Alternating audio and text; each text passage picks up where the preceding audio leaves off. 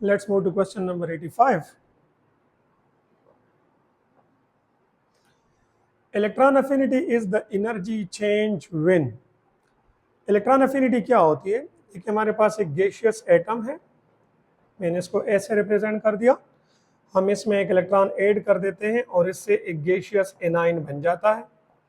इस दौरान जो एनर्जी चेंज आएगा उसको हम क्या कहेंगे? इलेक्ट्रॉन अफिनिटी कहेंगे। So, जब हम ऑप्शंस को देखते हैं, so an electron is removed from a gaseous atom, ये तो आयनाइजेशन एनर्जी है। An electron is removed from a gaseous ion to form gaseous atom, it is basically reverse of electron affinity. इसकी value electron affinity के बराबर होगी, लेकिन जो sign होगा वो उसके अपोजिट आएगा। Option C is a gaseous atom gain an electron. Yes, a gaseous atom gain an electron और उससे एनाइन बनेगा। इस दौरान जो एनर्जी चेंज आएगा उसको हम इलेक्ट्रॉन अफिनिटी कहेंगे। So the more appropriate answer is option C. Question 86 is which of the following trends is correct across a period? So atomic radius increase, ionization energy decrease. देखिए जब हम period में left से right की तरफ जाते हैं तो हमारे पास जो एटॉमिक रेडियस होता है वो डिक्रीज होता है और जो आयनाइजेशन एनर्जी होती है वो जनरली इंक्रीज होती है। जिस तरह अभी मैंने लास्ट लेक्चर में पढ़ा, इसमें कुछ एक्सेप्शंस होते हैं लेकिन जनरली इंक्रीज होती है। सो अगर हम ऑप्शंस की तरफ आ जाते हैं, सो एटॉमिक रेडियस, पहला ऑप्शन है एटॉमिक रेडियस इंक्रीज, तो ये तो गलत लिखा है। दूसरा atomic radius decrease, electron affinity increase. Yes, electron affinity increases.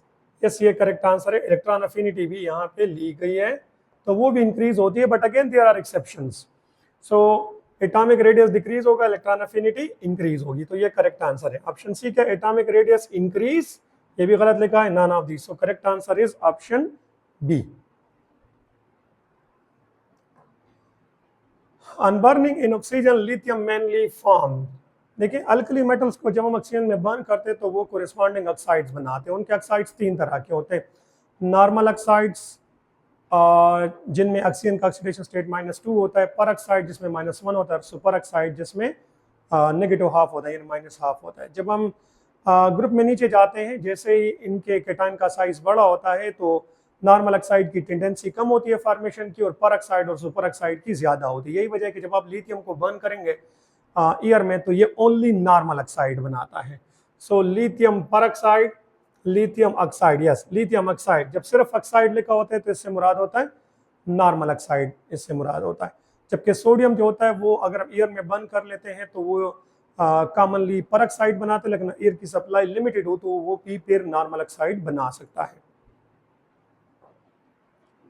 Which alkaline earth metal does not react with water due to formation of protective oxide layer? Alkaline earth metal यहाँ पे लिखा हुआ है, calcium, magnesium, beryllium, barium. Beryllium, alkaline earth metal में beryllium सबसे least reactive होता है, क्योंकि बेरिलियम जो होता है जब उसके सरफेस के ऊपर बेरिलियम ऑक्साइड का लेयर बनता है तो वो फर्दर रिएक्शन को क्या करता है? प्रोटेक्ट करता है। यही वजह है कि बेरिलियम जो है वो ऑक्सीजन और वाटर के साथ इजीली रिएक्ट नहीं करता।